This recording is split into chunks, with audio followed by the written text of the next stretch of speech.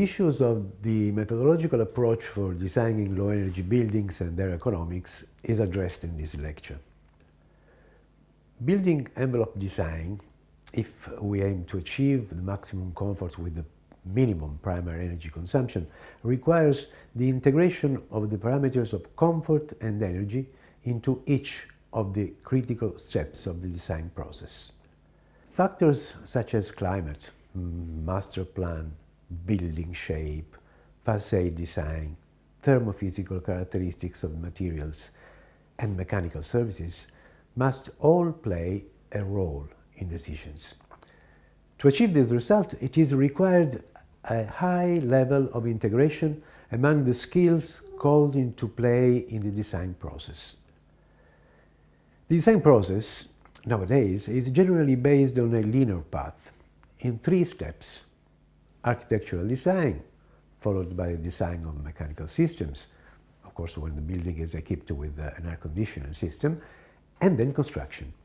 This approach is incompatible with the design of low-energy, high-comfort buildings.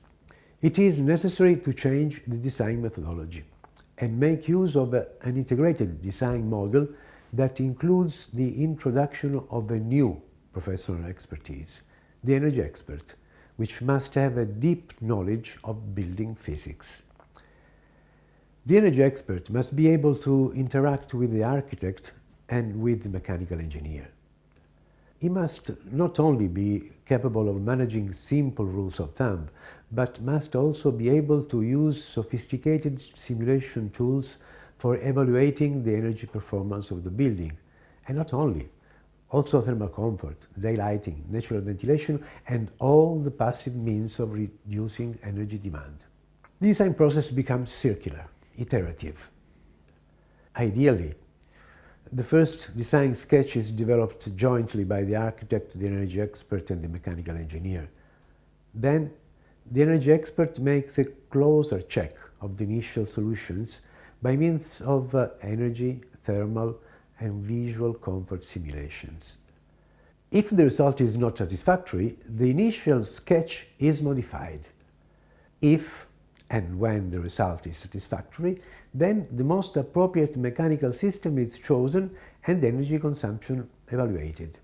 Again, if the evaluation shows that energy consumption is too high, either the cooling system is modified or some design choices are revised. The next step is to check the possibility of providing partially or entirely the necessary energy with the renewable sources. Next step is the economic feasibility analysis. If satisfactory, the process stops here and the project is consolidated. Otherwise, the loop starts again until a satisfactory result is achieved. This is the integrated design approach. Most important are the first 2 stages of the design process.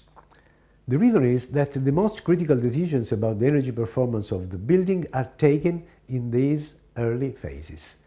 The earlier the energy expert is integrated into the design process, the greater the impact on building's performance and the lower its cost.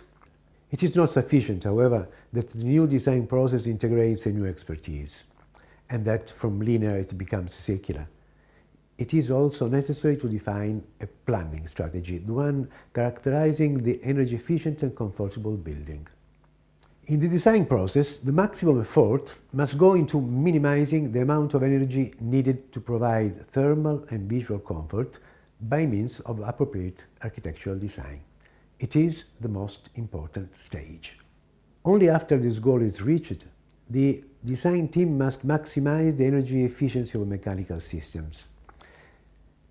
If the 2 previous jobs are performed well, the amount of primary energy needed is quite small and can be supplied by renewable sources in an economically and financially sustainable way.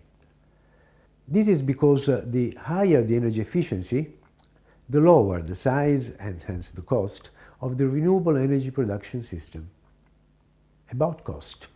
About cost, there is a common belief, according to which low-energy sustainable buildings are necessarily far more expensive than conventional ones.